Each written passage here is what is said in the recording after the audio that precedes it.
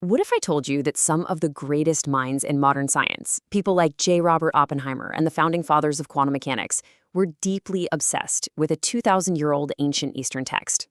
Welcome to This Explainer. Today, we're going to bridge a pretty incredible gap between the Bhagavad Gita and theoretical physics. We're going to look at how these two seemingly opposite worlds actually combine to help us understand exactly how our minds work. It's a genuinely fascinating topic, and I am so absolutely thrilled to walk you through it today. I know, it sounds like a completely impossible connection, right? On one hand, you have to dust off the imagery of ancient chariots set on the battlefield of Kurukshetra from the epic Hindu text, the Mahabharata. And on the other hand, you have the sterile whiteboards and strict mathematical laws of a modern physics lab, talking about thermodynamics and quantum mechanics. But today, we're going to explore how the Bhagavad Gita, specifically Chapter 5, perfectly mirrors the fundamental laws of energy. So here is our roadmap for today. 1. Ancient text meets modern physics. 2. The physics of action. 3. Battling entropy through detachment. 4. Thermodynamic equilibrium and equanimity. And 5. Quantum unity in the Gita. Let's dive right in. Part 1. Ancient text meets modern physics. Before we get to the physics side of things, we really have to understand this core concept introduced in Chapter 5, which is karma sannyasa yoga. Now, you might hear the word renunciation and immediately picture someone abandoning society, running away to a mountain cave to meditate forever. But the Gita clarifies something absolutely crucial here. True renunciation isn't about escaping the real world. It's about acting selflessly within it. It's about engaging fully in your duties, whether you're a warrior on a battlefield, a student taking an exam, or a modern professional leading a team. But here's the catch. You do it without being emotionally chained to the success or failure of that action. To put it simply, it's kind of like hitting send on a massive, critical project at work. Instead of nervously refreshing your inbox for hours waiting for a reaction, you just close your laptop and move on to the next task. You did the work, but you completely renounced the obsession with the outcome.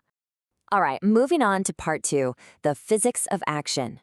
The Gita tells us that the soul, or the ultimate essence of life, is completely indestructible.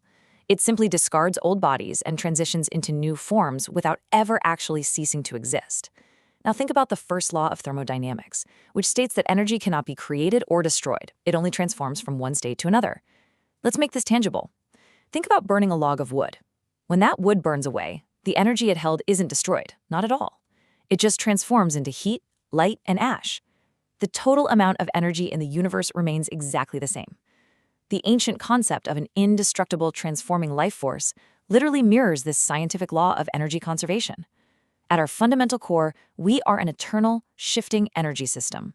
But as we all know, energy doesn't just sit there in a perfect, tidy little state forever. It changes, and it degrades. And that brings us to the second law of thermodynamics, entropy.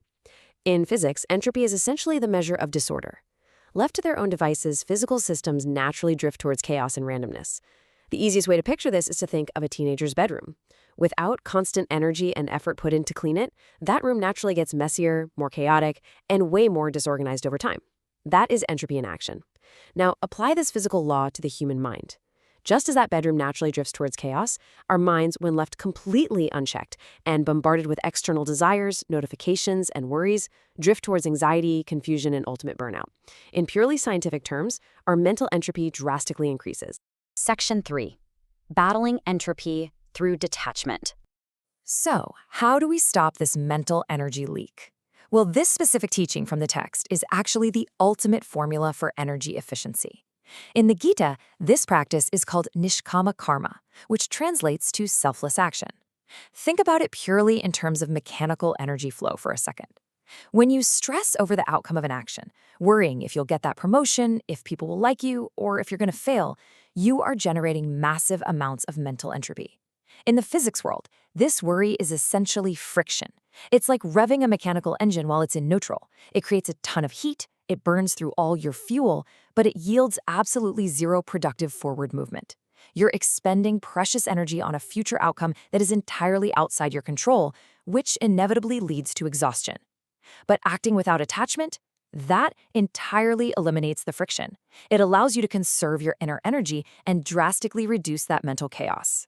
Part 4. Thermodynamic equilibrium and equanimity. If reducing entropy is the goal, what does a perfectly balanced system actually look like? Well, in thermodynamics, a closed system reaches what is known as thermal equilibrium when it stabilizes at a uniform temperature, completely unaffected by what is happening outside of it. The Gita has an exact matching equivalent for the human mind. It's called samvatavam, or equanimity. Chapter 5 explains that a truly wise person remains unshaken in pleasure and pain, in success and failure. Think of it kind of like a high-quality thermos. If you pour boiling hot coffee into a truly great thermos, it doesn't matter if there's a freezing blizzard raging outside. The inside remains at a perfect, stable thermal equilibrium.